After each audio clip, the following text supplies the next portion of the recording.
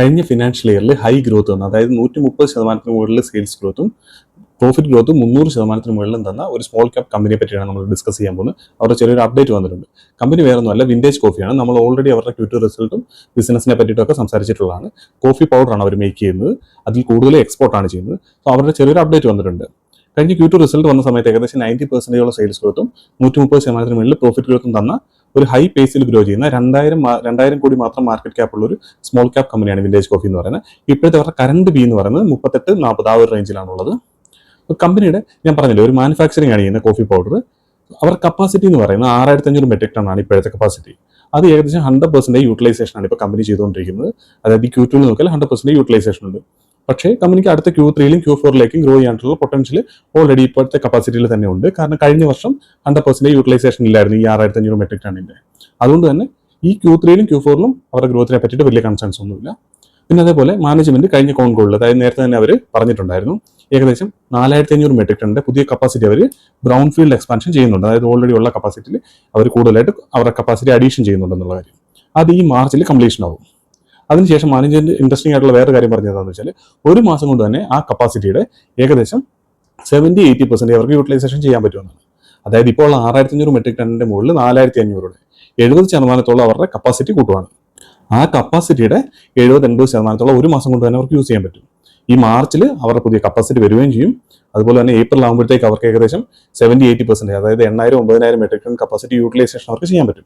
അതിനുശേഷം വേറൊരു കാര്യത്തോട് പറഞ്ഞു, 2 മാസം കൊണ്ട് അവർക്ക് 100% ഈ പുതിയതായിട്ട് വന്ന കപ്പാസിറ്റിയുടെ 100% യൂട്ടിലൈസേഷൻ ചെയ്യാൻ പറ്റുമെന്നാണ്. അതായത് കമ്പനിക്ക് അത്ര ഓർഡേഴ്സും അവരുടെ കയ്യിലുള്ളതുകൊണ്ടാണല്ലോ അവർക്ക് അത് കോൺഫിഡൻ്റ് ആയിട്ട് പറയാൻ പറ്റുന്നത്. കാരണം അത്ര എക്സിക്യൂട്ട് ചെയ്യണമെന്നുണ്ടെങ്കിൽ അവർക്ക് ആ ഓർഡേഴ്സ് വേണം. അതുകൊണ്ട് തന്നെ കമ്പനിക്ക് മുന്നിലേക്ക് നല്ല ഗ്രോത്ത് ഓപ്പർച്യൂണിറ്റീസ് ഉണ്ട്.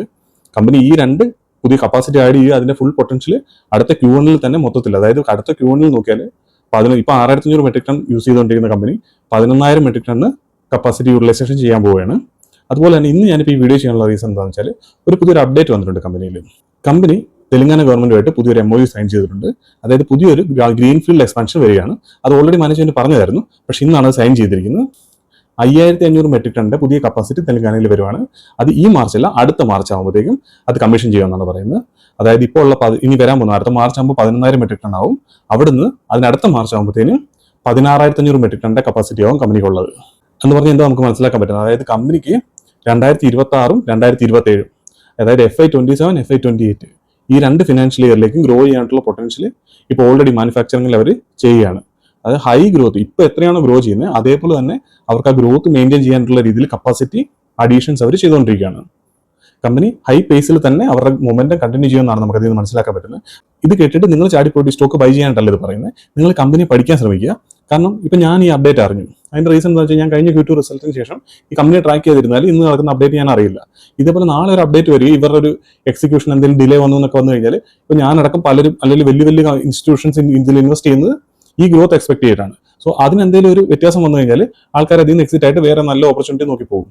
സോ ആ സമയത്ത് നിങ്ങളത് അറിയണമെന്നുണ്ടെങ്കിൽ കമ്പനി പഠിച്ച് ഇൻവെസ്റ്റ് ചെയ്യുന്നതിന്റെ കൂടുതൽ തന്നെ അതിനെ കൃത്യമായിട്ട് ട്രാക്ക് ചെയ്യുകയും ചെയ്യേണ്ടതായിട്ടുണ്ട്. അതുകൊണ്ട് തന്നെ നിങ്ങൾ ഇൻവെസ്റ്റ് ചെയ്യുകയാണെന്നുണ്ടെങ്കിൽ കൃത്യമായിട്ട് പഠിച്ച് അതിനെ ട്രാക്ക് ചെയ്ത് മാത്രം ഇൻവെസ്റ്റ് ചെയ്യുക. ഇപ്പോൾ കമ്പനിയുടെ PE റേഷ്യോ എന്ന് പറഞ്ഞാൽ ഞാൻ പറഞ്ഞില്ല, 40 താഴെയാണ്. ഫോർവേഡ് PE എത്രയാണെന്നുള്ളത് നിങ്ങൾ ജസ്റ്റ് സ്റ്റഡി ചെയ്തതിന് ശേഷം ഒന്ന് കാൽക്കുലേറ്റ് ചെയ്ത് നോക്കുക.